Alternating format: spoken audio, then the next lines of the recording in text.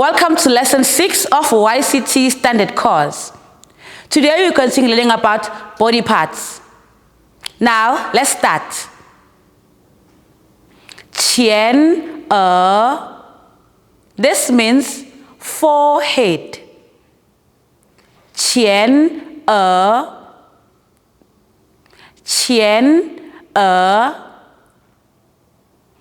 眼睛 This means eyes. 眼睛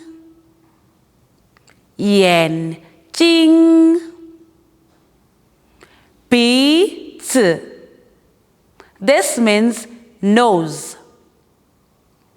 鼻子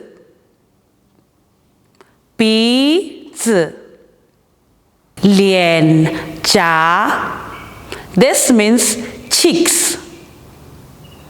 脸颊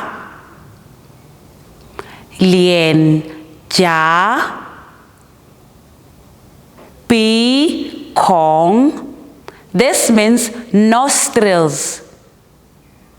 鼻孔